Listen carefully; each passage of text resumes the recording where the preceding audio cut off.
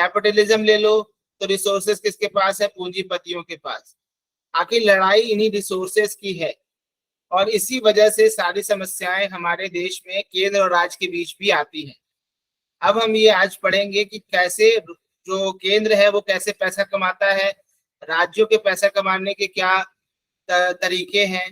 तो ये जो हम लोग फाइनेंशियल रिलेशन पढ़ेंगे, ये पार्ट 11 का हिस्सा ना होकर पार्ट 12 का हिस्सा है, और ये आर्टिकल 268 से आर्टिकल 293 तक में ये कवर है।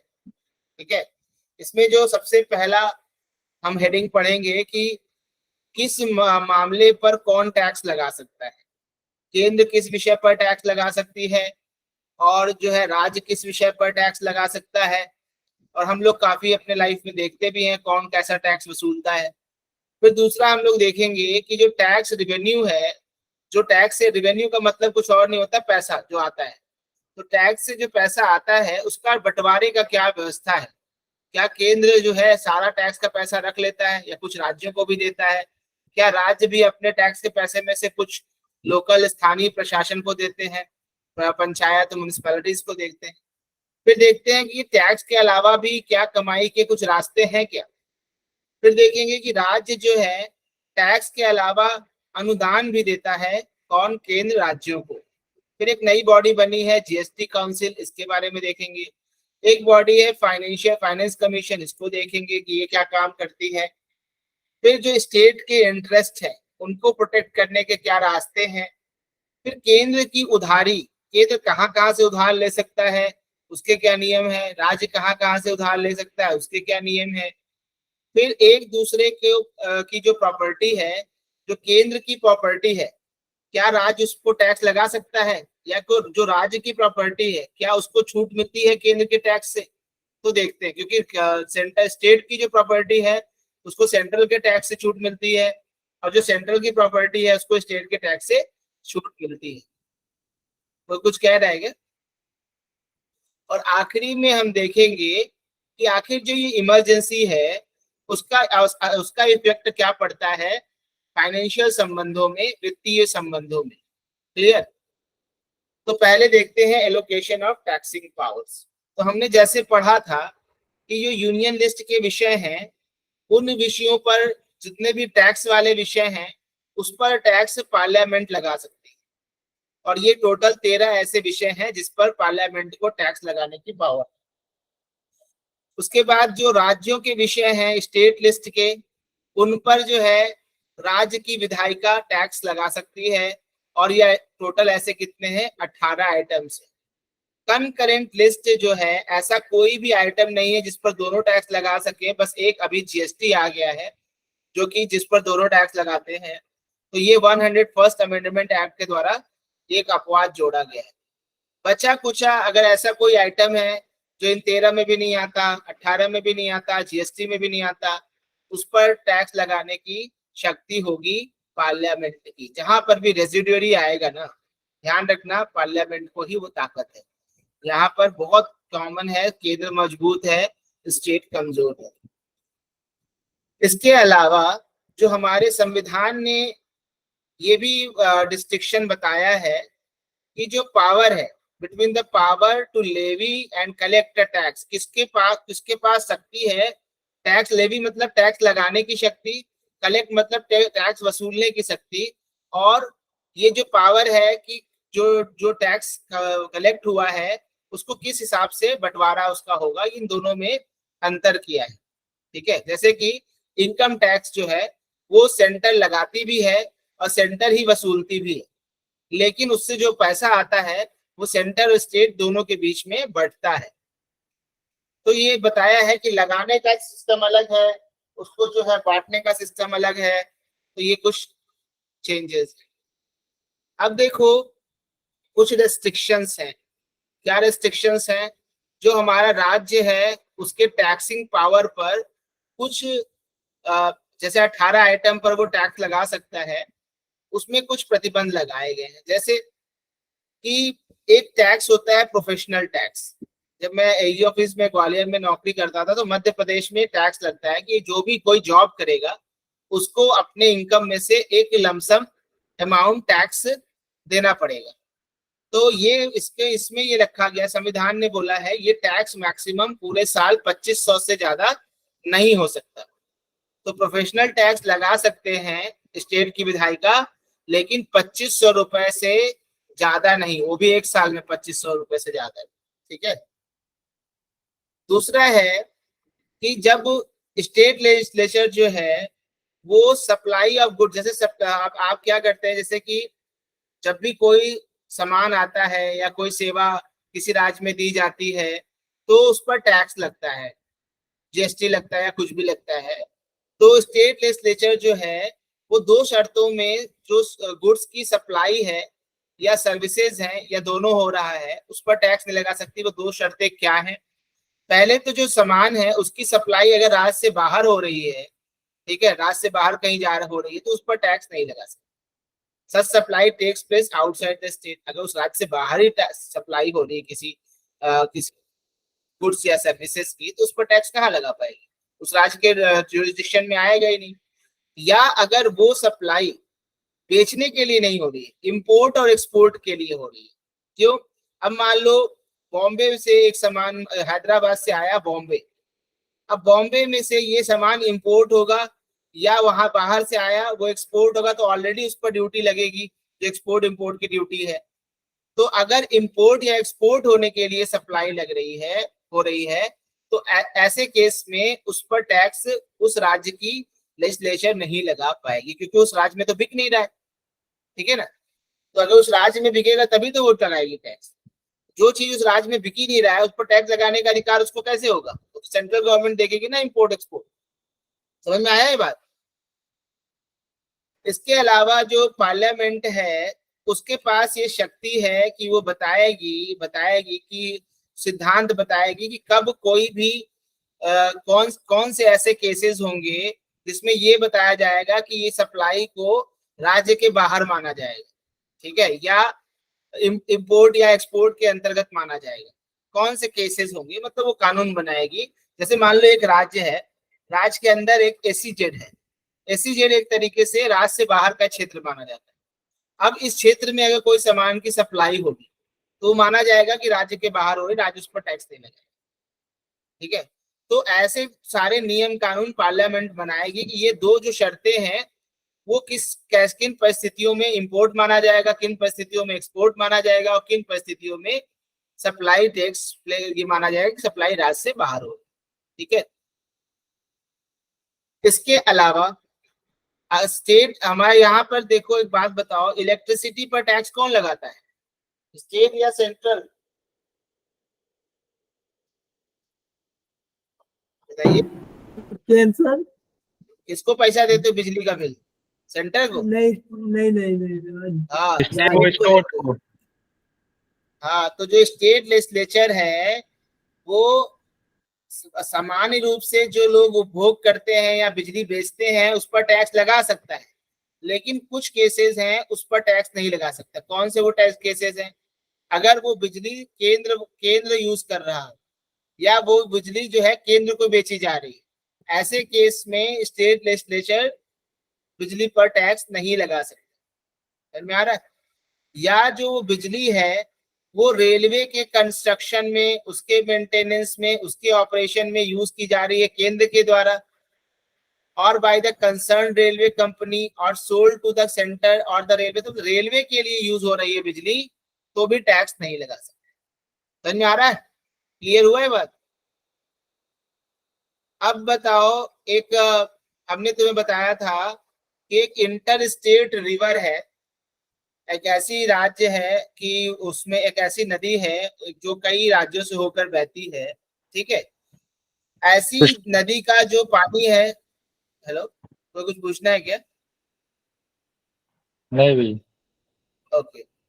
अब देखो, state legislature can impose a tax in respect of any water or electricity stored, generated, consumed, distributed or sold by any authority established by parliament for regulating or developing any interstate river or river valley। मतलब अगर कोई ऐसी authority बनाया, parliament ने एक board बनाया, मान लो river board, अब वो रिवर बोर्ड करता क्या है?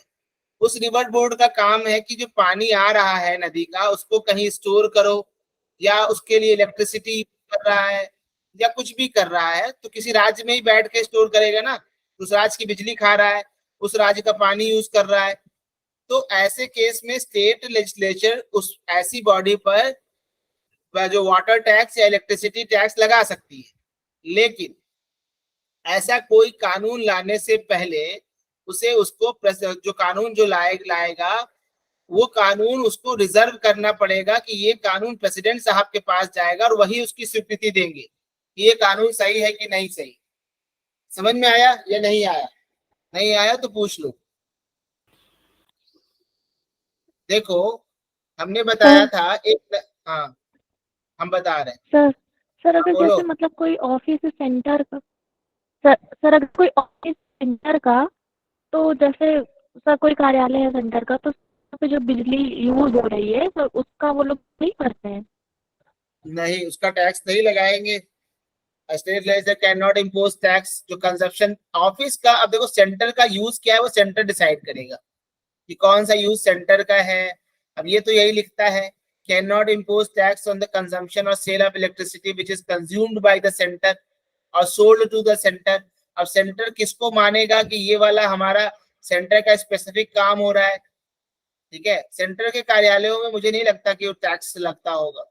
सेंट्रल के ऑफिसेज होंगे, इस पे वो बट थोड़ा सर ध्यान देना पड़ेगा। हाँ इलाहाबाद यूनिवर्सिटी है, इसका तो मतलब कि वो टैक्स का मतलब कि बिजली के बिल का टैक्स आता है, ऐसे भरना पड़ता है कि नहीं मुझे नहीं पता, पर आया था इसी बार तो बातें आई थी। हाँ, तो वही बात है कि बिजली का बिल जो सेंटर का टैक्स है, अब सेंटर की कौन सी सर्विसेज को सेंटर का पूर्णतः माना जा रहा है, इसके लिए कानून जरूर बना होगा।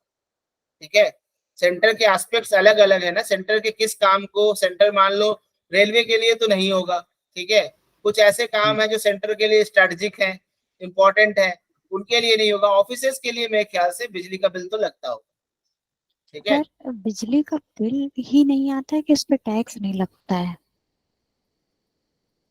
बिजली का मतलब बिल, हाँ बिल बिजली तो का बिल आता ही आएगा, होगा। सही सही, बिल बिजली हर का बिल आएगा, सॉरी सॉरी, वही तो, बिजली का जैसे बिल आएगा, उस पर टैक्स नहीं लगेगा। टैक्स नहीं लगेगा, जैसे हाँ, इलाहाबाद टैक्स वो यूनिवर्सिटी जो हो लेती है गया, स्टेट गवर्नमेंट, हाँ या बिल्कुल सही। लखनऊ यूनिवर्सिटी हो स्टेट गया, तो गवर्नमेंट जो टैक्स लेती है, अपना रेवेन्यू लेती है, वो नहीं लेगी। हाँ बिल ठीक लेकिन है, आएगा। बिल तो आएगा, ये सही बोला, बिल आएगा, उस पर टैक्स नहीं लगेगा। Can not impose tax, good Lakshmi. तो जो टैक्स है वो नहीं लगेगा, बिल आएगा। समझ में आया श्रद्धा? अभी यस सर। अगर मान लो भाई 5 रुपए की 5 यूनिट बिजली खर्चा किया तो पैसा लेंगे ना। अब देखो यहाँ पर ध्यान से देखो, ये वाला जो सेकेंड पार्ट बताए थे ये थोड़ा सा टेक्निकल है। 4 राज्य हैं, A B C D, यहाँ पर रिवर बोर्ड बने हैं। अब ये रिवर बोर्ड क्या करते हैं, मेंटेन करते हैं नदी के पानी को, बिजली बिजली खाते हैं। तो स्टेट लेजिस्लेचर इनकी जो बिजली की खपत है या पानी का जो स्टोरेज है उस पर टैक्स लगा सकती है, लेकिन ऐसा कोई कानून जो लाएगी तो उसे रिजर्व करना पड़ेगा प्रेसिडेंट के सहमति के लिए, और उसको वो रिसीव करेगा, जब उसको स्वीकृति मिलेगी तभी वो जो है बिल पास होगा। ठीक है, तो ये 4 प्रतिबंध है। अब हम लोग देखते हैं कि जो टैक्स रेवेन्यू है हमारा, जो सेंटर का पैसा है, अब राज्य अपना पैसा तो बांटेगा नहीं सेंटर को, सेंटर का जो पैसा है उसके बंटवारे की क्या रास्ते हैं। तो 2 अमेंडमेंट हुए, एक 80th अमेंडमेंट और एक 101st अमेंडमेंट है। इन दोनों से टैक्स रेवेन्यू का जो बंटवारा होता है उसके सारे के सारे प्रोसीजर को बदला गया। तो जो 80th अमेंडमेंट एक्ट था वो क्यों लाया गया? देखो हम लोग को पता होना चाहिए कि केंद्र और राज्य के बीच पैसे के, केंद्र जो भी पैसा वसूलता है टैक्स के रूप में, उस पैसे को राज्य को किस आधार पर बांटेगा इसका निर्धारण करने के लिए एक संस्था है, उसका नाम है फाइनेंस कमीशन, जो कि हर 5 साल पर गठित होती है और ये नियम बनाती है अगले 5 साल के लिए कि जो भी पैसा आएगा केंद्र का वो किस अनुपात में, किस रूप में बटेगा राज्यों को। तो 10वीं फाइनेंस कमीशन की जो रिकमेंडेशन थी उनको प्रभाव में लाने के लिए ये वाला संविधान संशोधन हुआ था। और इसमें ये कमीशन ने रिकमेंड किया था कि जितना भी पैसा, जितना भी टोटल इनकम कुछ खास टैक्सेस से केंद्र कमाता है, उसका 29% राज्यों को दे देना चाहिए। इसको कहा गया अल्टरनेटिव स्कीम ऑफ डिवोल्यूशन, और ये 1 अप्रैल 1996 से लागू हुआ। इतना आपको जानने की जरूरत नहीं, बस इतना जानने की जरूरत है। इसमें क्या किया गया, पहले क्या होता था कि जो इनकम टैक्स से पैसा वसूली होती थी वही बढ़ती थी, और इनकम टैक्स में भी वो इनकम जो एग्रीकल्चर के अलावा बाकी स्रोतों से इनकम हो रही, उसी पर टैक्स लगता, सेंटर लगाती थी, तो उसी वही बढ़ता था। बाद में इस संविधान संशोधन के बाद कारपोरेशन टैक्स और कस्टम ड्यूटी भी से जो पैसा कमाती थी सेंटर, उसको भी बांटने की बात होने लगी। तो अब उसका पैसा भी बंटने लगा 80वें संविधान संशोधन के बाद। कारपोरेशन टैक्स कुछ और नहीं होता, जो कंपनियां कमाती हैं उन पर जो टैक्स लगता है उसको कारपोरेशन टैक्स कहते हैं। कस्टम ड्यूटीज जो इंपोर्ट पर लगता है टैक्स, उसको कस्टम ड्यूटीज कहते हैं। एक्साइज ड्यूटी जो कि आपके उत्पाद पर लगता है, उसको एक्साइज ड्यूटी कहते हैं। और सर इंडिया में जो एग्रीकल्चर उधर लिखा है ना, अदर देन एग्रीकल्चर इनकम, ये इसलिए होता है क्योंकि एग्रीकल्चर इनकम इंडिया में एग्जम्प्ट है। अगर हाँ, आप कोई exempt है। ऐसी क्रॉप, हाँ कोई ऐसी क्रॉप नहीं उगा रहे हो कि जो ट्रेड कर रहे हो आप, तो वैसे भी एग्जम्प्ट है, तो इसीलिए उसको इंक्लूड नहीं किया गया है वहां पे। गुड। ऐसे ही कुछ एक्स्ट्रा चीजें जो भी और तुम्हें पता हो तो बताते रहना बीच बीच में, ठीक है।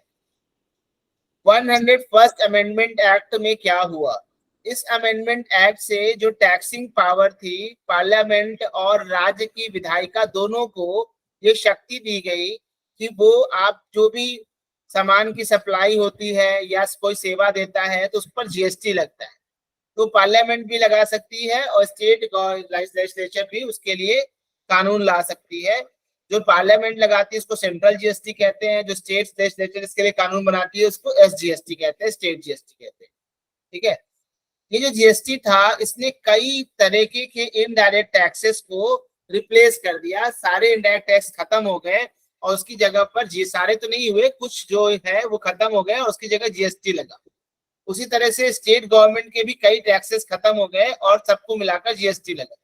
इससे क्या होता था कि जो अननेसेसरी प्राइस इन्फ्लेटेड होती थी, बार बार जो है सामान पे टैक्स लगता था, और जो हमारा एक नेशनल मार्केट्स था, अलग अलग जगह पर अलग अलग दरें होती थी, तो ये प्रॉब्लम था। एक कॉमन नेशनल मार्केट बन जाए, सब जगह एक ही दर की जीएसटी लगे, तो ये सारे चीजों के लिए जीएसटी आया था।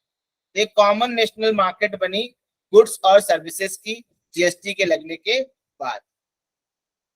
अब जो ये 101st अमेंडमेंट एक्ट था, तो सेंट्रल के कुछ इनडायरेक्ट टैक्सेस उसमें शामिल किए गए, जैसे सेंट्रल एक्साइज ड्यूटी। एक्साइज क्या होता है, जब भी कोई चीज का उत्पादन होता है तो उस पर एक टैक्स लगता था, उसको सेंट्रल एक्साइज ड्यूटी केंद्र का लगता था, तो उसको सेंट्रल, एक केंद्र भी लगाती थी और राज्य भी लगाती थी, तो जो केंद्र लगाता था उसको सेंट्रल एक्साइज ड्यूटी कहते थे, ठीक है।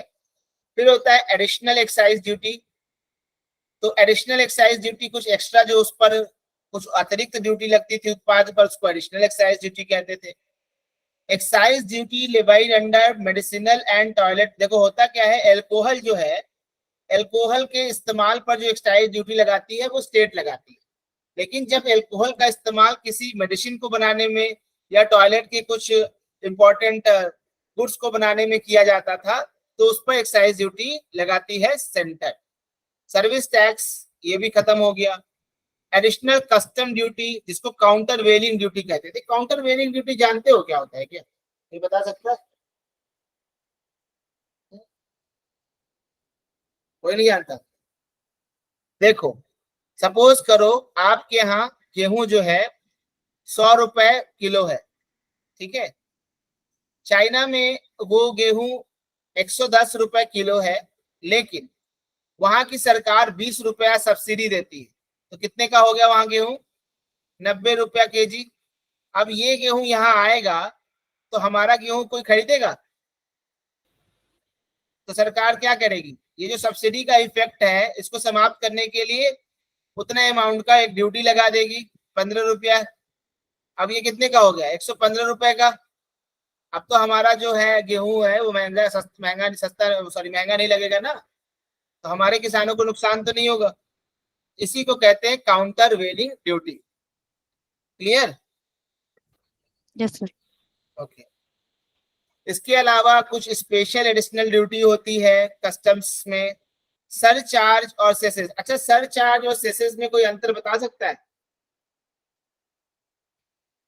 एनीबॉडी? चलो देखो, यस जो सर हाँ, सेस के ऊपर सरचार्ज लगता है। सेस के ऊपर सरचार्ज लगता है। ओके, देखो सर सरचार्ज क्या और पूछा था आपने? सरचार्ज और सेस में डिफरेंस। सेस होता है वो क्या बोलते हैं स्पेशल, जैसे कि एजुकेशन पे सेस लग रहा है अगर तो वो एजुकेशन के लिए ही यूज किया जाएगा, और जो सरचार्ज होता है वो इनकम, जो इनकम होती है, मतलब ये कहीं भी यूज हो सकता है और सेस स्पेशल पर्पस के लिए यूज होता है। देखो जो सरचार्ज होता है, सब में बेसिक डिफरेंस समझो। जो सरचार्ज होता है वो एक सर्टेन इनकम के बाद लगता है। जैसे आपकी इनकम 50 लाख हो गई, तो आप जो टैक्स भर रहे हो उस टैक्स के ऊपर भी एक टैक्स लगेगा, एडिशनल टैक्स, एडिशनल चार्ज, क्योंकि आपकी इनकम इतनी है, तो वो सरचार्ज है। सेस क्या है? जो कोई स्पेशल स्पेसिफिक, जो बताया लक्ष्मी ने, किसी स्पेसिफिक ड्यूटी जैसे एजुकेशन सेस या एग्रीकल्चर सेस, ये वो जितने भी टैक्स पेयर है सबको देना पड़ेगा। सर उस सेस वेलफेयर की के लिए ड्यूटी, होता है, ये स्टेट के हाँ वेलफेयर के लिए, वेलफेयर ऑफ हाँ, द ये स्टेट के लिए होता वेलफेयर है। के लिए होता है। लेकिन इसमें क्या होता है कि सारे टैक्स पेयर नहीं देते सरचार्ज। इसमें क्या यस होता सर। है कि सारे के सारे टैक्स पेयर देते हैं, उनको सेस यस देना सर। पड़ता है। तो सेस क्या है? वो एक स्पेसिफिक ड्यूटी के लिए स्पेशल लगता है, और सरचार्ज एक एडिशनल चार्ज होता है। जब एक आपकी इनकम एक लेवल से ऊपर जाएगी तो आपके टैक्स पर एक और टैक्स लगता है, दैट इज कॉल्ड सरचार्ज। ठीक है, तो ये अंतर है सरचार्ज और सेस में। ठीक, तो इसमें जितने भी सेंट्रल सरचार्जेस थे, सेस थे, जो जीएसटी से, गुड्स और सर्विस से संबंधित, सबके सब जीएसटी में आ गए। फिर स्टेट के जितने भी एक्ट थे, जैसे जो वैट था, state value added tax, sales tax, entertainment tax लगाते थे ये लोग, central sales tax levied by the centre and collected by the state. ये सेंट्रल सेल्स टैक्स लगाता था सेंटर और इसको कलेक्ट करता था स्टेट। ऑक्ट्राई तो आप लोग जानते हैं, चुंगी कर, जब कोई सामान आता है किसी एरिया में प्रवेश करता है तो उस पर टैक्स लगता है। Purchase tax, luxury tax, taxes on lottery, betting and gambling, state surcharges and cesses, तो सारे के सारे आपके जीएसटी में आ गए। इसके अलावा इस अमेंडमेंट ने आर्टिकल 268 को डिलीट कर दिया, और इसके साथ ही साथ हमारा जो यूनियन लिस्ट में एक सब्जेक्ट था 92C के अंतर्गत, जो कि सर्विस टैक्स से संबंधित था, उसको भी डिलीट कर दिया। अब सर्विस टैक्स नाम की तो कोई चीज रह नहीं गई, जीएसटी में दोनों आ गया। ठीक है, तो ये दोनों जो थे 88 अमेंडमेंट एक्ट के द्वारा जोड़े गए थे, लेकिन अब इसको समाप्त कर दिया गया। सर्विस टैक्स लगाता था सेंटर, लेकिन इसको कलेक्ट करता था, सॉरी, लगाता था सेंटर, बट कलेक्टेड उसको कलेक्ट और बंटवारा सेंटर स्टेट दोनों करते थे। लेकिन अब ये कोई मतलब नहीं, तो इस पर कोई क्वेश्चन आएगा नहीं। अब देखिए, जो स्टेट, 3 तरह के जीएसटी होते हैं, स्टेट जीएसटी, सीजीएसटी, आईजीएसटी। तो स्टेट जीएसटी जो होता है वो स्टेट गवर्नमेंट कलेक्ट करती है और वो लगाती भी है। सेंट्रल जीएसटी जो है वो सेंट्रल गवर्नमेंट कलेक्ट करती है, और आईजीएसटी जो है वो भी कलेक्ट करती है सेंट्रल गवर्नमेंट। ठीक है, देखो अब आईजीएस 2 तरह की सप्लाई होती है। अब सामान यहाँ से, यहीं पर यूपी का सामान यूपी में ही बिका, इसको क्या कहेंगे? Intra state supply. अब बताओ इस पर कौन सा जीएसटी लगेगा?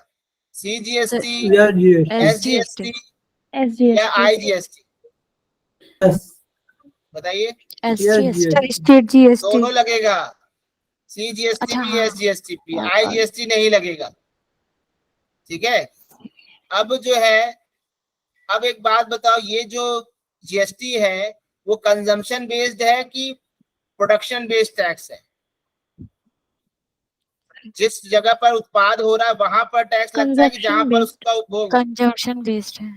तो जहां पर उपभोग होता है, जिस जगह पर उस उत्पाद का सप्लाई होती है, जहां पर यूज होता है, वहीं पर ये जीएसटी लगता है, उसी राज्य को मिलता भी है। ठीक है, अब जैसे कि यहाँ से ये राजस्थान में कोई सामान बना और ये तुम्हारा तमिलनाडु में आकर इम्पोर्ट, तमिलनाडु पे आकर इसकी सप्लाई हुई, तो अब जीएसटी कहाँ लगेगा? तमिलनाडु में। कौन सा जीएसटी लगेगा? आईजीएसटी। ठीक, अब आईजीएसटी कौन लगाएगा? सेंटर वसूलेगा भी, और उसमें से कुछ हिस्सा उस अपने पास रखेगा, कुछ इस राज्य को दे देगा जहां सप्लाई हुई। ठीक है, that is called IGST. Clear? IGST centre लगाता है। अब हम लोग जो प्रेजेंट पोजीशन हम लोग जीएसटी को एक बार और उसमें भी देखेंगे इकोनॉमिक्स में। वैसे समझ में आ गया, नॉर्मल सी चीज है, बहुत कठिन नहीं है। प्रेजेंट पोजीशन इस समय हमारा टैक्स का जो रिवेन्यू है, कौन कौन से टैक्सेस हैं, कौन लगाता है, क्या करता है, ये हम लोग देख लेते हैं। तो पहला हम लोग इसको, हाँ बोलो। सर ये जो आपने सेस बोला है, सेस तो आपने बता दिया किसके लिए लगेगा, वेलफेयर वगैरह के लिए, और क्या कह रहे हो? गवर्नमेंट लगाएगी। तो सेस है सर, सेस। हाँ, हाँ। तो सर सेस आपने बताया कि वेलफेयर वगैरह के लिए ये लगेगा और गवर्नमेंट लगाएगी, पर किस पर? सर पब्लिक पर ही लगेगा सर, किस पे? अरे क्या कौन लगेगा? पब्लिक ही तो सर हम देगी। बता दे रहे हाँ, सर।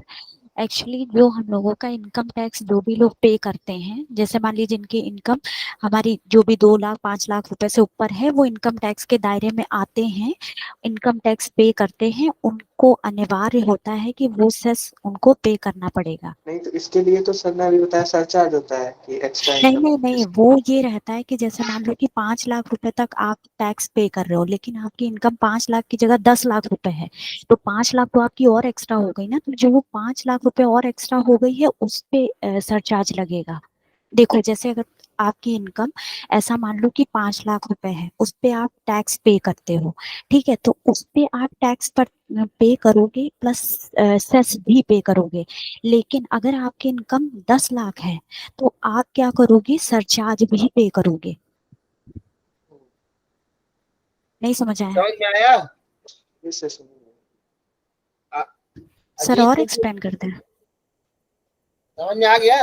नॉर्मल सी चीज है कि भाई सरचार्ज है, वो एक लेवल के बाद टैक्स लगे। तुम पूछ क्या रहे हो? मेरे लिए यही पूछ रहे हो ना, सरचार्ज क्या है, सेस क्या है?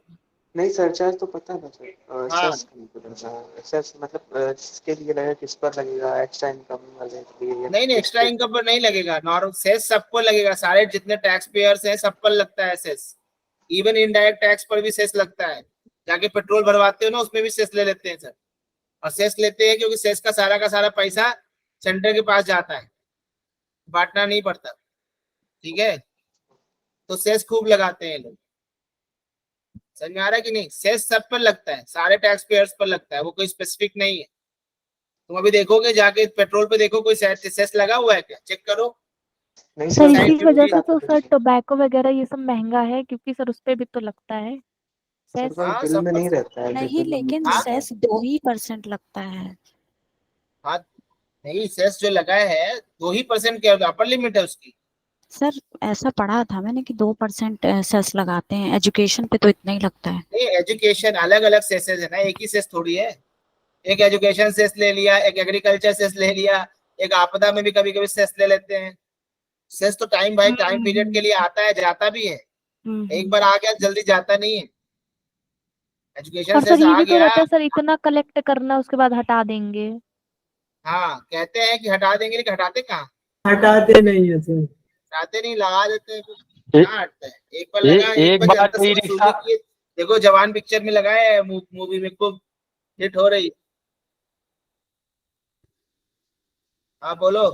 जैसे भैया कह रहा हूँ भैया, जैसे ई हाँ रिक्शा, भाई, हाँ ई रिक्शा वाले मेरी बात जैसे सुन रहे किराया हो? अगर बढ़ा देते हैं तो कम थोड़ी नहीं करते हैं, पेट्रोल का रेट घट जाएगा या वो, या अगर रास्ता खराब रहेगा तो जो है रेट अगर एक बार बढ़ा दिए तो रास्ता सही होने के बाद जो है रेट थोड़ी नहीं कम कर देते हैं। देखो सेस वगैरह सरचार्ज वगैरह मेनली इकोनॉमिक्स का विषय है, यहाँ तो हम पॉलिटी डिस्कस कर रहे हैं उसकी, तो हम लोग उसको इकोनॉमिक्स में भी डिस्कस कर लेंगे, अरे सर करंट कल में हम भी बता अभी देंगे आएगा। पूरा। सर कल हम ये पूरा बता देंगे जिसको जो भी डाउट है। हाँ चलो, कल लक्ष्मी तैयार करके लाएगी सरचार्ज और सेस। कल तो वैसे बंद है क्लास, और जो लेकिन भी जितने भी डाउट हैं इससे रिलेटेड हमसे पूछ लीजिएगा, हम बता देंगे। ठीक ठीक ठीक ठीक, चलो हम लोग आगे बढ़ते हैं। अभी हम लोग देखें कि जो टैक्सेस हैं, उसको हम लोग ये 6 हेड में पढ़ेंगे। पहला आर्टिकल 268 के तहत जो टैक्स लगता है वो क्या है, आर्टिकल 269 क्या बोलता है, आर्टिकल 269A क्या बोलता है, 270 क्या बोलता है, 271 क्या बोलता है, उसके अलावा कुछ और चीज। ठीक, तो देखते हैं। पहला है tax levied by the centre but collected and appropriated by the state. Article 268 उन टैक्सेस की बात करता है जिस टैक्स को लगाता तो सेंटर है पर उसको वसूलता भी स्टेट है और रखता भी स्टेट है। वसूलेगा भी वही, रखेगा भी, लेकिन उसकी ड्यूटी कितनी होगी ये सेंटर डिसाइड करेगा। जैसे कि स्टाम्प ड्यूटी। ये स्टाम्प ड्यूटी क्या होती है, जब भी कोई ट्रांजैक्शन होता है बड़े अमाउंट का तो उस पर एक विटनेस स्टैंप लगता है कि हाँ ये ऑथेंटिक है, वो स्टाम्प ड्यूटी होती है। अब तुमको दो चीजें हम बताते हैं यहाँ, bill of exchange and promissory note. ये क्या होता है? बिल ऑफ एक्सचेंज किसी को पता है क्या होता है? Yes sir. क्या होता है बताओ। सर बिल ऑफ एक्सचेंज जब दो देखिए सर, ये जो प्रोमिसरी नोट है और बिल ऑफ एक्सचेंज है, ये दोनों ही पहले बहुत ज्यादा यूज होते थे। तो जो प्रोमिसरी नोट होती है वो एक तरीके का जैसे हमने आपसे कुछ भी खरीदा, ठीक है, तो आप वहां पे क्या हो गए कि आप क्रेडिटर हो और मतलब मैं डेटर हूँ, आप डेटर हो मैं क्रेडिटर हूँ। तो उस सिचुएशन में ये होता है कि आपने बिल लिखा और मेरे साइन लेकर उस पर स्टैंप लगवा दिया कि तुम 10,000 रुपए मुझे पे करोगी, तो ये तो बिल ऑफ एक्सचेंज हो गया। और प्रोमिसरी नोट ये है कि मैं लिखूं और ये बोलूं कि सर मैं आपके 10,000 रुपए आपको पे कर दूंगी, मैं ऐसी प्रतिज्ञा करती हूँ, और उस पे आपने स्टैंप लगवा लिया। तो ये बेसिक डिफरेंस है दोनों में। गुड। तो कॉमर्स का देखो बैकग्राउंड है तो इसने कॉमर्स की सारी चीजें बताई। देखिए मैं बताता हूँ थोड़ा सा और उसमें। जैसे कि एक है ए, ये बायर है, और ये बी है, ये सेलर है। ठीक, अब ये जो बिल ऑफ एक्सचेंज है ये कौन इशू करेगा? सेलर, बायर को। पहला तो ये डिफरेंस है, ये कौन सी इशू करता है? सेलर करता है। क्या करता है, मान लो बी के पास सामान बेच रहा है लेकिन ए के पास अभी पैसा नहीं है, वो बोलता है हम बाद में दे देंगे। तो ये सेलर क्या कहता है, सामान तो दे देता है, बदले में एक बिल ऑफ एक्सचेंज इसको देता है, मतलब एक प्रकार का एक उस टाइप का एक कागज देता है जिस पर स्टाम्प लगा रहता है, उस पर साइन कराता है कि इस फ्यूचर डेट पर तुम हमको इतना पैसा दोगे। तो ये जो है ये एक तरीके से इसको एक वर्ड होता है ड्रॉवर या मेकर भी बोलते हैं। ठीक है, और ये तुम्हारा जो होता है मेनली ड्रॉई है क्योंकि पैसा देगा। तो ये सब वर्ड जानने की जरूरत नहीं है। बिल ऑफ एक्सचेंज जो है वो सेलर वो इशू करेगा, किसको? बायर को। और प्रॉमिसरी नोट इसका उल्टा होता है, काम सेम होता है। प्रॉमिसरी नोट में हम प्रॉमिस करता है, इसके पास अभी भी पैसा नहीं है, लेकिन यहाँ पर इसने प्रॉमिस किया कि मैं भविष्य में इस समय इतना पैसा दे दूंगा, और इसने वो एक स्टाम्प पेपर में साइन वाइन सब दोनों ने किया, उसको कहते हैं प्रॉमिसरी नोट। बस कान उल्टा पकड़ने का, एक में सीधा एक में उल्टा। ये बस याद रखिएगा, प्रॉमिसरी नोट बच्चे आप में आएगा नहीं लेकिन हम समझा दिए बस। क्लियर हुआ ये? बिल ऑफ एक्सचेंज और प्रॉमिसरी नोट क्या है बताओ, किसी को डाउट? चलो, ये केवल बायर और सेलर के बीच में होता है। देखो फिर से एक बार सिंपल शब्द में बता देते हैं, ये ए है बायर और बी है सेलर। ए को सामान खरीदना है बायर से, इससे बी से सामान खरीदना है, ये सामान बेच रहा है, और ये बायर है। ध्यान से समझना इसको बस एक बार और।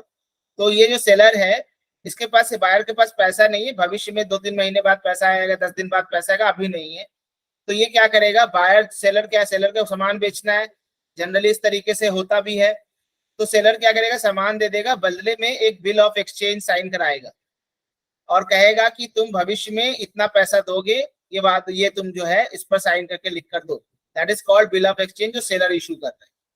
उल्टा क्या होता है, अभी सेम काम है, जो बायर है वो प्रॉमिसरी नोट वो इशू करता है कि हाँ मैं प्रॉमिस करता हूँ कि मैं इतने समय बाद आपको इतना पैसा दूंगा। ये बी नहीं इशू करता, ए इशू करता है। तो बस यही बेसिक डिफरेंस।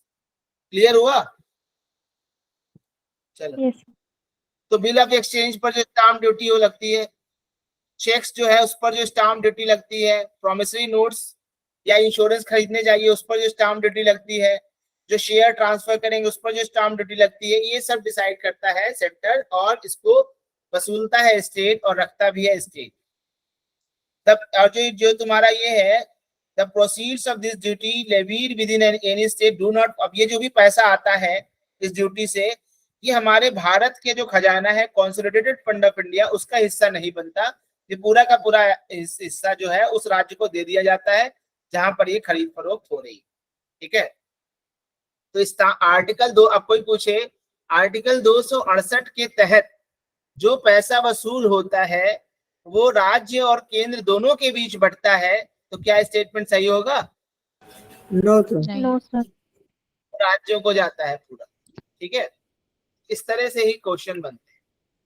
अब आर्टिकल 269 उन टैक्सेस की बात करता है जिसको लगाता भी सेंटर है, वसूलता भी सेंटर है और राज्यों को लेकिन पूरा का पूरा दे देता है।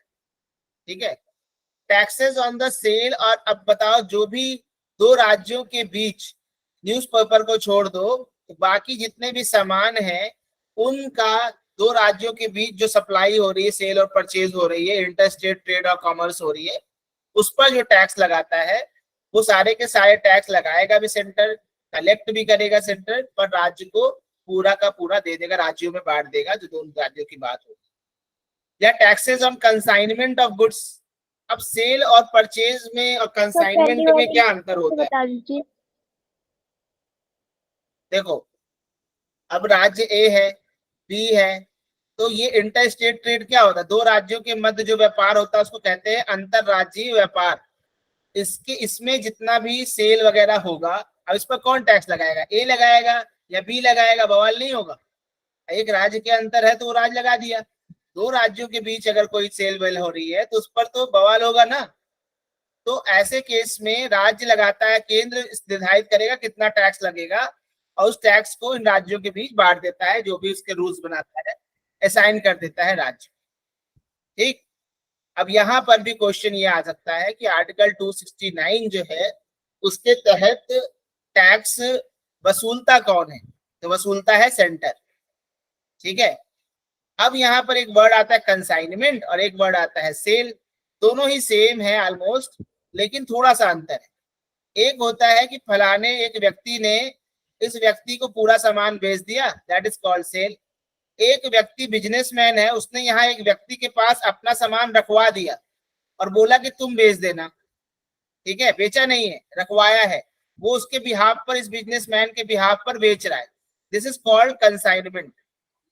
ठीक है, समझ में आया ये बात? अब जो भी इसमें से पैसा वसूली होगी वो कंसोलिडेटेड फंड ऑफ इंडिया का पार्ट नहीं बनेगी, क्योंकि वो तो राज्यों को दे दिया गया। ठीक, और they are assigned to the concern states in accordance with. अब इसका सिद्धांत कौन बनाएगा?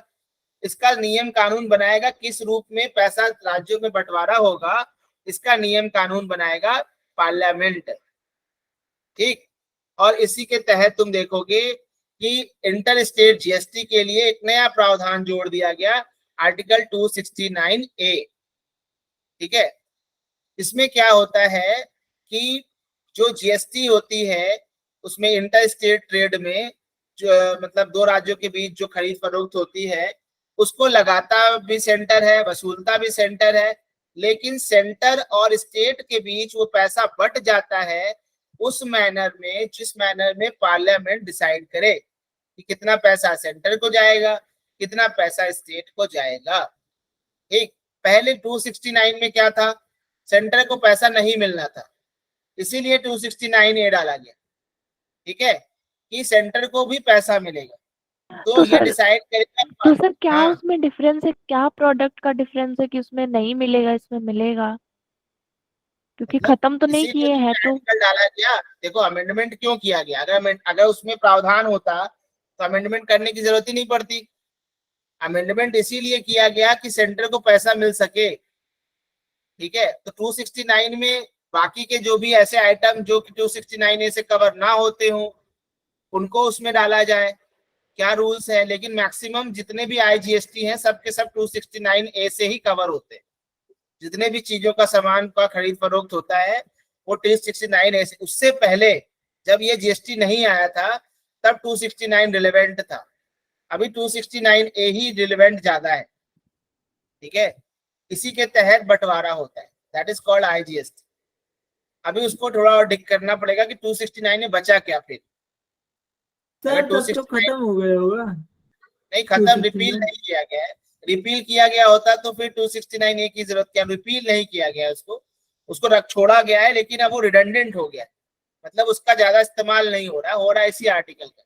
अब उसमें बचा क्या, थोड़ा डिग करने की जरूरत है, बचा तो मेरे ख्याल से कुछ है नहीं। ठीक है, समझ में आया श्रद्धा? Yes sir. अब देखो, लेकिन एक बात बताओ, पार्लियामेंट को भी तो कोई बताएगा कि सेंटर और स्टेट के बीच में कितना पैसा बंटवारा हो, कैसे बंटवारा हो, तो बताएगा जीएसटी काउंसिल। ये एक संवैधानिक संस्था है, ठीक है। बाद में जो पार्लियामेंट है वो ये भी, उसको ये अथोराइज किया गया है कि वो ये डिसाइड करे, वो सिद्धांत बनाए कि जो प्लेस ऑफ सप्लाई है, कहाँ पर सामान की सप्लाई हो रही है, ठीक है, वो डिसाइड करे। जब भी सप्लाई जो है, और व्हेन सप्लाई ऑफ गुड्स और सर्विसेज और both takes place in the course of interstate trade और कॉमर्स, मतलब किस किस प्रकार की सप्लाई को इंटरस्टेट ट्रेड ऑफ कॉमर्स बोला जाएगा, कि किस प्रकार और किसको माना जाएगा प्लेस ऑफ सप्लाई, ये डिसाइड करेगी पार्लियामेंट कि किस राज्य को प्लेस ऑफ सप्लाई माना जाएगा, कहाँ पर उपभोग हो रहा है, क्या हो रहा है। इसके नियम कानून पार्लियामेंट बनाएगी। वो बनाती यही है कि जहां पर सामान जा रहा है वही प्लेस ऑफ सप्लाई है। तो सिंपल सी बात है, क्या लीगल तो बताया नहीं देगी, ये तो हम लोग देख ही चुके हैं। अब हम लोग देखते हैं आर्टिकल 270।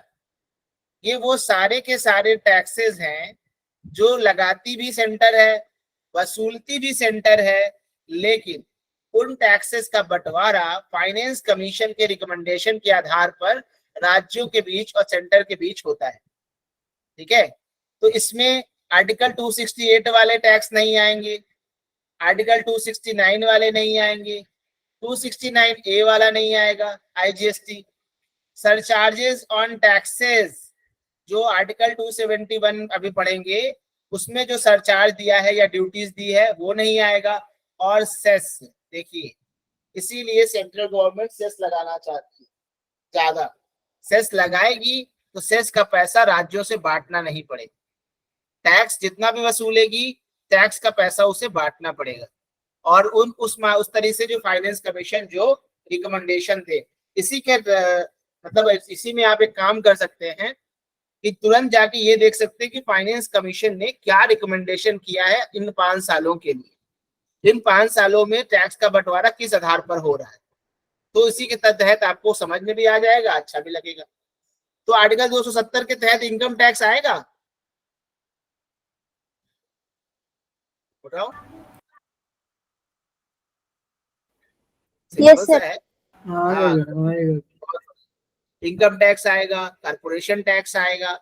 तो टैक्स सारे के सारे जो सेंटर के हैं, सेंटर ले रही है, वो स्टेट को बंटवारा कर रही है फाइनेंस कमीशन की, वो आर्टिकल 270 में आएंगी। ठीक, आईजीएसटी नहीं आएगा। ऐसे ही क्वेश्चंस बनेंगे इसमें, तो बहुत इंपॉर्टेंट है फाइनेंशियल वाला। अब हम लोग आर्टिकल 271 देख लेते हैं। पार्लियामेंट जो है किसी भी समय वो article can at any time levy the surcharge on taxes and duties referred to in article 269 and 270। तो आर्टिकल 269 और 270 में जितने टैक्सेस की बात की गई, मतलब IGST, income tax, corporation tax, इस पर सरकार पार्लियामेंट सरचार्ज लगा सकती है टैक्सेस पर। ठीक, और जितने भी प्रोसीड्स हैं सरचार्ज, ऐसे सरचार्जेस के, वो केवल और केवल सेंट्रल के पास जाएंगे। In other words the state have no share in this surcharges. तो सरचार्जेस पर स्टेट का कोई शेयर नहीं होता।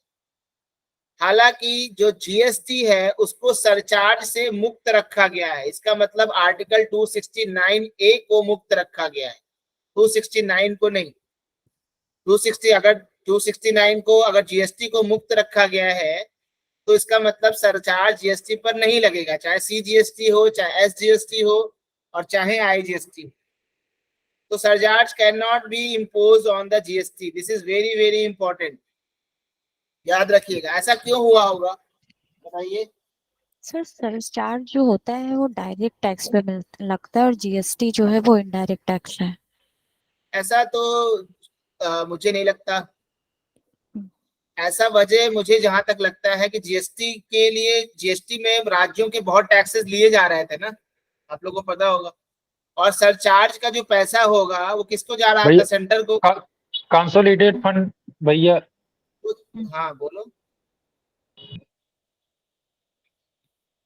देखो ध्यान से सुनो, जब जीएसटी आने से पहले राज्यों से बहुत डिस्कशन हुआ था, याद है आप लोगों को, किसी को? तो राज्य कई शर्तों पर नहीं मान रहे थे, जैसे कि अगर सरचार्ज जीएसटी पर लगता तो वो जो सरचार्ज का पैसा होता किसको जाता? पूरा का पूरा सेंटर को। सेंटर पे। जी भैया। तो क्या राज्य इसको इस पर लागू बात मानते? ये नहीं। टैक्स जो है राज्य की जनता झेल रही है, पूरा का पूरा पैसा सेंटर के पास जा रहा है। तो इसलिए सरचार्ज जो है जीएसटी पर नहीं लगाने के लिए बात हुई। ये वजह है। इस बात को देखना जो लक्ष्मी तुमने बोला है कि क्या सरचार्ज ये लिखा हुआ है कि इनडायरेक्ट टैक्स पर ही, डायरेक्ट टैक्स पर ही लगेगा, मुझे नहीं लगता है। सर वो एक्चुअली जैसे इनकम टैक्स में मैंने पढ़ा था जहाँ तक, तो जितने नहीं भी नहीं, हम वो लोगों ने इनकम टैक्स डायरेक्ट पर टैक्स तुम जानती हो क्योंकि हमारे यहाँ लगा है। अगर कोई जी। बोले कि एक फलाना व्यक्ति इतने करोड़ का ट्रांजैक्शन कर रहा है और उसने इतने करोड़ की आय जीएसटी भर रहा है, अगर कोई व्यक्ति इतने करोड़ का जीएसटी भरेगा उसको सरचार्ज भी देना पड़ेगा, तब तो तो लग सर सकता है ना। जीएसटी से जैसे मान लिया कि उसने गुड्स बेचा है जो कुछ भी, तो बाद में वो उसकी इनकम में तो इंक्लूड होगा। क्या तो टैक्स कैसे उसकी इनकम में इंक्लूड नहीं होगा? नहीं सर, जैसे मान लिया किसी ने जो भी इतने करोड़ का बेचा और खरीदा और जो भी किया, तो बाद में वो इनकम की फॉर्म में उसी व्यक्ति के पास तो आ गया, वो अलग और बात उस है, लेकिन इनकम पे टैक्स तो अलग हो गया ना। इनकम तो चलो, इनकम जो भी बेचा उस पर सरचार्ज लग रहा है वो अलग चीज। डायरेक्ट टैक्स ये मामला है कि क्या इनडायरेक्ट टैक्स पर सरचार्ज नहीं लग सकता, हाँ सर देख के स्पेसिफिक हो बताओ। इस बात पर। ठीक ठीक ठीक। इस पर क्लियर होना जरूरी है ठीक ठीक कि इनडायरेक्ट बताएंगे। टैक्स पर, ऐसा मैंने पढ़ा नहीं कहीं। अगर ध्यान से पढ़ने की कोशिश करना, मिले तो ठीक है, डिस्कस करें। सर हाँ सर जो ये टोबैको वगैरह रहता है, ये सब रहता है, तो वो उस पे सरचार्ज लग के ही तो उसका दाम बढ़ता है, तो वही तो लोग खरीदते हैं इतने महंगे में। हाँ, सरचार्ज लगता है उस पर सरचार्ज भी लगता है, सेस भी लगता है ना उस पर। Yes sir, cess plus surcharge. वही बता रहे ना, इनडायरेक्ट टैक्स पर मुझे जहां तक पता है लगता है। और ये इसीलिए जीएसटी पर बोला गया था कि भाई सरचार्ज नहीं लगेगा, क्योंकि फिर राज्यों के हितों का टकराव हो रहा था। अब देखो कुछ ऐसे टैक्स हैं जो राज्यों के टैक्स हैं, जिन पर टैक्स राज्य लगाती है और रखती भी है उसको ही। जैसे राज्य का रिवेन्यू है, लैंड रिवेन्यू सब लोग जानते हैं, जो तुम्हारा सरकार का वसूलती है किराया। जो एग्रीकल्चर इनकम है उस पर टैक्स अगर लगाएगी तो सरकार लगाएगी, राज्य की वो पैसा वही रखेगी। Duties in respect of succession to agriculture land, अब एग्रीकल्चर लैंड एक पीढ़ी से दूसरी पीढ़ी पे जा रहा है, उस पर जो ड्यूटी लगती है, या जो संपदा शुल्क लगता है, state duty in respect of agriculture land, कि आपके पास इतनी भूमि है, इतना पैसा देना पड़ेगा। जो लैंड्स या बिल्डिंग्स पर टैक्सेस लगते हैं, जो लोकल टैक्सेस हम लोग नगर निगम में भरते हैं। टैक्सेस और मिनरल राइट्स, जो मिनरल राइट्स के टैक्सेस हैं कि जो आप यहाँ से खनिज लोगे उस पर जो टैक्स लगता है। और जितना भी अल्कोहल वगैरह पर जो एक्साइज ड्यूटी होती है, जो लोग, इसीलिए राज्य सरकारों का सब लोग जानते ही हो कि दारू जो है राज्य सरकारों के रेवेन्यू का बहुत बड़ा एक स्रोत है। इसीलिए बहुत से राज्य की जो है सरकारें उसको खत्म नहीं करना, शराबबंदी नहीं करना चाहते। तो duties on excise on alcohol liquors, जो ह्यूमन कंजप्शन में जो लोग दारू पीते हैं उस पर टैक्स जो लगता है, या ओपियम, सर ये सब अफीम। इनडायरेक्ट टैक्स है, हाँ इनडायरेक्ट टैक्स है सारे। बताओ, इनडायरेक्ट है कि डायरेक्ट है? सर इनडायरेक्ट ही लग रहा। जो दारू पीता है वो जाके वहां जमा करता है क्या टैक्स डिपार्टमेंट में? वो तो पी के उसको होश ही नहीं है, जिस दुकानदार को दिया है ना वही जमा करेगा। ठीक है, तो ये इनडायरेक्ट है। इनडायरेक्ट टैक्स इसलिए है क्योंकि दुकानदार जमा करेगा ना उसको, दुकानदार आपसे ले लेगा और वो जाके सरकार को देगा, है कि नहीं? जैसे ओपियम है, अफीम है, अगर कहीं अलाउड हो तो, या जो भांग है, या नार्कोटिक ड्रग्स है, इन सब पर जो एक्साइज ड्यूटी लगती है वो जो है स्टेट लेता है। लेकिन जो अल्कोहल मेडिसिनल पर्पस के लिए यूज होता है, टॉयलेट प्रिपरेशन के लिए यूज होता है, उसके लिए जो अल्कोहल या नार्कोटिक्स यूज होता है उस पर टैक्स सेंट्रल गवर्नमेंट लगाता है। जो हमारा कंजम्पशन ऑफ जो इलेक्ट्रिसिटी का हम लोग करते हैं उस पर टैक्स जानते ही हो, taxes on the sale of petroleum, crude, high speed diesel. आप लोग जानते हो कि 2 तरह की ड्यूटी होती है, स्टेट का भी एक हिस्सा होता है, वो बढ़ा देते हैं। इसके अलावा पेट्रोल, नेचुरल गैस, इन सब पे जितना भी टैक्स लगता है, ठीक है। लेकिन इसमें देखोगे but not in motor spirit, इसको पेट्रोल जानते हैं, natural gas, aviation turbine fuel and alcoholic liquor for human consumption, but not including sale in the course of inter state trade और कॉमर्स। सिंपल सी बात है, अगर इन सामान का इंटर 2 राज्यों के बीच सेल हो रही है तब उस पर टैक्स कोई राज्य कैसे लगाएगा, या इन चीजों का एक्सपोर्ट हो रहा है या इंपोर्ट हो रहा है तो नहीं लगाएगा, अगर उस राज्य में बिक्री हो रही है तब लगाएगा। अब इसके अलावा taxes on goods and passengers carried by road और इनलैंड वाटरवेज, देखते हो ना, आपको सड़क शुल्क लगता है, या आपका पानी में लोग जो उसमें है उसमें भी शुल्क लगा सकती है। व्हीकल्स पर टैक्स, ये आप लोग देते ही हो। एनिमल्स पर टैक्स, बोट्स पर tax, tolls tax, tax on profession बता ही चुके हैं। कैपिटेशन टैक्स क्या होता है, लगा नहीं है, इसको प्रति व्यक्ति कर कहते हैं।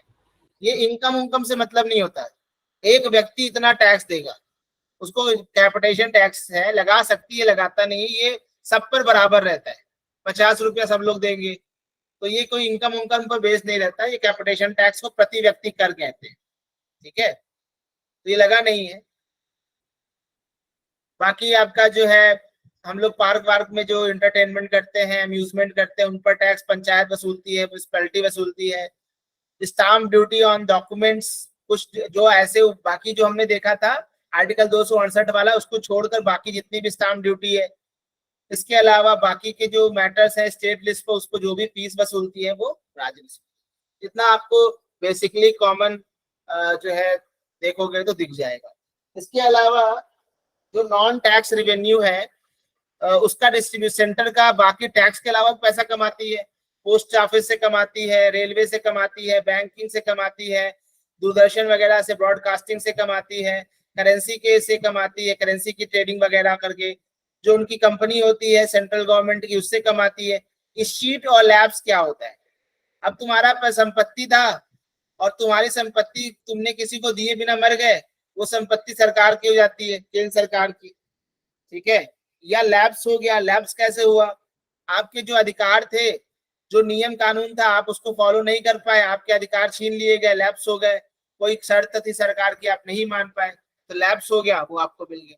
तो इस शीट का मतलब होता है कि आपका जो हेयर था, आपका उत्तराधिकारी, आप मर गए, आपने किसी को दिया नहीं अपनी संपत्ति, तो वो सरकार को चला जाएगा, ठीक। आपका कोई लीगल उत्तराधिकारी नहीं है या कुछ ऐसा है, जैसे बहुत से लोग पाकिस्तान चले गए, उनकी संपत्ति यहाँ रह गई, सरकार ने उसको ले लिया, ठीक है। स्टेट का जो है वो इरिगेशन से, फॉरेस्ट से, फिशरीज से, उनकी अपनी सरकारी कंपनी होती है, वो भी स्टेट और लैब से कमाते थे। ये डिस्ट्रीब्यूशन ऑफ नॉन टैक्स है। अब हम लोग जरा ग्रांट्स देख ले। देखो आज मैं इसको फाइनेंशियल वाला खत्म करूंगा, उसके बाद ही आगे बढ़ूंगा, बिकॉज अब नेक्स्ट डे पे नहीं कर सकते। तो यहाँ पर ये जो है, जो ग्रांट क्या होती है, जो केंद्र होता है वो सरकार, वो पैसा देता है स्टेट गवर्नमेंट को, ऐसे ही अनुदान, जिसको दान कहते हैं, कुछ जरूरत पड़ी तो उन्होंने पैसा दे दिया। तो 2 तरह की दान होती है, एक को कहते हैं स्टैट्यूटरी ग्रांट, एक को कहते हैं डिस्क्रिशनरी ग्रांट। स्टैट्यूटरी मतलब समझ सकते हो, स्टैच्यू कौन बनाएगा, कानून, पार्लियामेंट। तो आर्टिकल 275 की तरफ 75 जो है वो कहता है कि पार्लियामेंट कानून के द्वारा बनाकर ग्रांट दे सकता है। किनको, राज्यों को। किन राज्यों को, जो कि जरूरतमंद राज्य हैं, ठीक है, जिनको फाइनेंशियल असिस्टेंस की जरूरत है, सारे राज्यों को नहीं देगा, और अलग अलग राज्य को अलग अलग पैसा दे सकता है। और किसके रिकमेंडेशन पर देगा, फाइनेंस कमीशन बताएगा कि फला फला राज्य को इतने पैसे की जरूरत है, हमने असेस किया, आप उसको पैसा दे सकते हैं। तो आर्टिकल 275 के तहत पार्लियामेंट कोई कानून बनाएगा, नियम बनाएगा और ग्रांट दे देगा। आर्टिकल 282, पार्लियामेंट नहीं, केंद्र और राज्य की सरकारें इसका इस्तेमाल करती हैं किसी पब्लिक पर्पस के लिए अनुदान देने में, पैसा देने में, ठीक। देखो, अगर ये उन चीजों पर भी पैसा दे सकती हैं जो यूनियन लिस्ट या स्टेट लिस्ट में उनके रेस्पेक्टिव विषय ना हो, जिन चीजों पर वो कानून नहीं बना सकती हैं, उन विषयों पर भी वो अनुदान दे सकती, ठीक है। और जनरली ये सेंटर देता है स्टेट को। लेकिन यहाँ पर सेंटर की कोई जिम्मेदारी नहीं है कि वो स्टेट को पैसा दे ही दे, ये उसके विवेक पर निर्भर करता है, इसीलिए इसको डिस्क्रिशनरी ग्रांट्स कहा जाता है। ठीक है, तो ये क्या है कि ये चूंकि सेंटर अपने हिसाब से देगा किसको जरूरत है क्या नहीं है, इसलिए इसको डिस्क्रिशनरी ग्रांट कहा जाता है। डिस्क्रिशन मतलब उसका विवेक। तो ये याद रखिएगा आर्टिकल 275 और 282। बाकी की जो ग्रांट्स है, कॉन्स्टिट्यूशन एक तीसरे प्रकार की ग्रांट की भी बात करता है, लेकिन वो 10 साल के लिए व्यवस्था की गई थी और ये प्रोविजन बनाया गया था कि जो एक्सपोर्ट ड्यूटी है on jute and jute products, जैसे कि असम है, बिहार है, उड़ीसा है, वेस्ट बंगाल है, इन लोगों को का जो जूट का सामान एक्सपोर्ट होता था उस पर एक ड्यूटी लगती थी, इसके बदले में उनको ग्रांट दिया जाता था। और ये 10 साल देने की बात थी कि 10 साल तक दिया जाएगा और 10 साल बाद खत्म हो जाएगा। और ये कंसोलिडेटेड फंड ऑफ इंडिया, तो अब ये खत्म हो गया है, ठीक, इसको कोई मतलब नहीं। हम लोग जीएसटी काउंसिल देख लें क्या है। आर्टिकल 279A ये क्या करती है, ये संविधान, ये प्रेसिडेंट साहब को ये शक्ति देती है कि वो एक ऑर्डर के द्वारा एक जीएसटी काउंसिल बना सकते हैं। तो जीएसटी काउंसिल में सेंटर के नुमाइंदे भी बैठते हैं, स्टेट के भी नुमाइंदे बैठते हैं। इसका मेन मकसद ये है कि टैक्स कितना लगेगा, कौन सी चीज पर टैक्स नहीं लगेगा, कितना मिनिमम टैक्स होगा, कितने टर्नओवर के बाद टैक्स लगेगा, कितना टर्नओवर पे छूट मिलेगी, क्या जो है कभी कोई आपदा आ गई, नेचुरल कैलेमिटी आ गई तो क्या कोई स्पेशल रेट लगेगा, या कुछ एडिशनल रिसोर्सेज कैसे पाए जाएं, ये सब लोग डिस्कशन वहां पर करते हैं। तो ये देखो आर्टिकल 279A में जो जीएसटी काउंसिल है इसका कोरम है आधा, मतलब जितने भी मेंबर है उसके आधे मौजूद होंगे तभी मीटिंग होगी। इसका हेडक्वार्टर है दिल्ली में। इसमें वेटेज केंद्र को 1/3 दिया गया है, स्टेट को 2/3 दिया गया है। इसके चेयरमैन होते हैं हमारे वित्त मंत्री, ठीक है। और ये एक फेडरल बॉडी है जो कि 15 सितंबर 2016 को प्रेसिडेंट साहब ने बनाया था। इसमें कौन कौन बैठते हैं, राज्य के केंद्र के फाइनेंस मिनिस्टर और जो केंद्र के जो है रेवेन्यू मिनिस्टर वो है, स्टेट मिनिस्टर है ना, यूनियन मिनिस्टर ऑफ स्टेट, राज्य मंत्री वो भी बैठते हैं, और राज्यों के जो फाइनेंस मिनिस्टर हैं वो भी उसमें जाते हैं। इसमें डिसीजन जो होता है मेजॉरिटी पर होता है, और मेजॉरिटी तभी होगी जब 3/4 लोग जो हैं, जो जितने लोग प्रेजेंट हैं वोट कर रहे हैं उसके 3/4 लोग फेवर में डिसीजन देंगे, तभी निर्णय होगा। फाइनेंस कमीशन जो है वित्त मंत्री वो जो है उसका निर्माण होता है आर्टिकल 280 के तहत। ये एक क्वाजी जुडिशियल बॉडी है। क्वाजी जुडिशियल मतलब इसके निर्णय जो होते हैं वो मानने पड़ते हैं, थोड़ा सा जुडिशरी टाइप के डिसीजन लेती है, और इसको प्रेसिडेंट साहब हर 5वें साल पे बनाते हैं। और इसका मेन मकसद ये है कि जो केंद्र का पैसा है उसका बंटवारा राज्य और केंद्र के बीच किन शर्तों पर होगा, या जो केंद्र है वो आर्टिकल 275 के तहत जो ग्रांट देती है किनको ग्रांट देगी, क्या देगी। इसके अलावा जो राज्य हैं उनके जो खजाने हैं उनको किस प्रकार से बढ़ाया जाए कि वो म्यूनिसिपैलिटी को भी पैसा देने में सक्षम हो पाए, पंचायत को भी सब पैसा देने में सक्षम हो पाए। लेकिन ये जो उपाय बताती है फाइनेंस कमीशन, वो स्टेट फाइनेंस कमीशन क्या करती है, वो रिकमेंड करती है किसको, सेंट्रल फाइनेंस कमीशन को, कि भाई आप उपाय बताइए किस प्रकार से कंसोलिडेटेड फंड ऑफ इंडिया को जो है मजबूत किया जाए, तो फिर वो फाइनेंस कमीशन बताती है। इसके अलावा ऐसा कोई भी मैटर जो राष्ट्रपति साहब इनको बोले कि भैया कैसे देश का फाइनेंस बेहतर किया जाए आप बताइए, तो वो बताती है। 1960 तक हमने बताया ही था, जो ये रशियान राज्य थे इनके लिए भी ये रिकमेंड करती थी, अब जरूरत नहीं है। और ये जो तुम्हारा फाइनेंस कमीशन है ये एक बैलेंस करता है राज्य और केंद्र के बीच में। अब देखो जो स्टेट के इंटरेस्ट हैं टैक्स से संबंधित, उसको बचाने के लिए संविधान ने क्या उपाय किए। तो जो फाइनेंशियल मैटर में, वित्तीय मैटर में जो स्टेट्स के हित होते हैं उनको बचाने के लिए संविधान ने कहा है कुछ ऐसे बिल जिसमें राज्यों के वित्त की बात होती है उसको पार्लियामेंट में केवल प्रेसिडेंट की रिकमेंडेशन पर ही आप ला सकते हैं। कौन से वो बिल हैं, ऐसे बिल जो कि imposes or varies any tax or duty in which states are interested। तो देखो जो स्टेट से संबंधित जितने भी टैक्स हैं उस पर कोई टैक्स लगा रहा है, कोई ऐसा बिल है जो कि एक ऐसा टैक्स लगा रहा है, कोई ऐसी ड्यूटी लगा रहा है या किसी टैक्स में ऐसा बदलाव ला रहा है जिससे स्टेट के हितों को पर कुछ ना कुछ दिक्कत हो रही है। इसके अलावा अब सोचो एग्रीकल्चर इनकम पर टैक्स कौन लगाता है? स्टेट। और अगर कोई ऐसा बिल है जो इस वर्ड को डिफिनेशन को बदल रहा है तो इससे स्टेट के हितों पर टकराव आएगा कि नहीं आएगा? तो सर, उसके लिए हाँ एग्रीकल्चर इनकम पे कहाँ टैक्स लगता है? लगा सकता है स्टेट। अभी मैंने आप लोगों ने पढ़ा, लगता है नहीं लगता वो एक लिमिट है, लेकिन स्टेट लगा सकता है। ठीक है, अभी लगाते नहीं है क्योंकि ये चुनावी बात, बट वो लगा सकता है। तो एग्रीकल्चरल जो इनकम है उस पर टैक्स लगाया जा सकता है। ठीक है, लेकिन अगर एग्रीकल्चर इनकम की परिभाषा को बदल रहा है बिल, अगर कोई भी इंडियन इनकम टैक्स में नया नियम ला रहा है कि एग्रीकल्चर इनकम को इनकम माना जाएगा, नॉर्मल इनकम माना जाएगा, उस पर टैक्स लगाएगी सेंट्रल गवर्नमेंट, तो इससे राज्य के हितों पर एक कुठाराघात पहुंचेगा। इसीलिए ऐसे बिल को प्रेसिडेंट साहब के रिकमेंडेशन के लिए रोका जाता है। इसके अलावा ऐसा कोई भी बिल जो कि उन सिद्धांतों से छेड़छाड़ कर रहा है जिन सिद्धांतों के द्वारा पैसा जो है राज्य और केंद्र के बीच में बंटवारा होता है। इसके अलावा ऐसा कोई बिल जो कि कोई ऐसा सरचार्ज लगा रहा हो किसी स्पेसिफाइड टैक्स पर, किसी ड्यूटी पर। ठीक है, a bill which imposes any surcharge or any specified tax or duty for the purpose of the center। कोई सरचार्ज लगाना है या कोई ड्यूटी लगानी है सेंटर के लिए, तो ऐसा बिल लाने से पहले प्रेसिडेंट साहब के पास जाना पड़ेगा। प्रेसिडेंट तो कह ही देते हैं, ऐसा कौन सा बड़ी बात है। इसके अलावा जो एक्सप्रेशन है टैक्स और duty in which states are interested, इसका मतलब क्या होता है? तो ये नॉर्मल सी चीज है, टैक्स और ड्यूटी द होल और पार्ट ऑफ। देखो ऐसी देखो कौन से टैक्स और जिसमें स्टेट्स जिसमें राज्यों का हित भी इन्वॉल्व है, ऐसे टैक्स और ड्यूटी क्या है? इसका मतलब होता है ऐसे टैक्स या ऐसे ड्यूटीज जिसका पूरा पैसा या उसका कुछ हिस्सा राज्यों को भी दिया जाता है, उसको कहा जाता है ऐसे टैक्स या ड्यूटी जिसमें राज्य भी इन्वॉल्व है।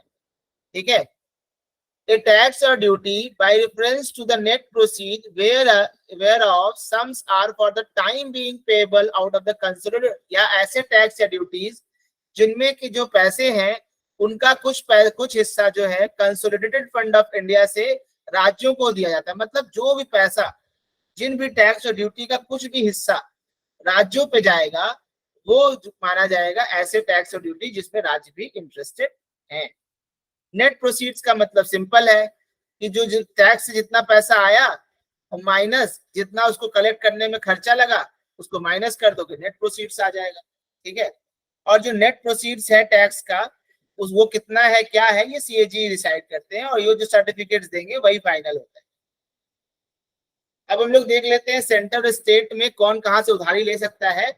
तो हमारी सेंट्रल गवर्नमेंट देश के अंदर भी उधारी ले सकती है, देश के बाहर भी उधारी ले सकती है। किस बेसिस पे लोग उधारी देंगे? उनके पास एक खजाना है कंसोलिडेटेड फंड ऑफ इंडिया, इसी के आधार पर वो उधारी ले सकती है। लेकिन कितना उधारी लेगी इसकी लिमिट फिक्स करेगी पार्लियामेंट, लेकिन आज तक ऐसा कोई कानून पार्लियामेंट ने नहीं बनाया जिससे कि लिमिट फिक्स की जा सके।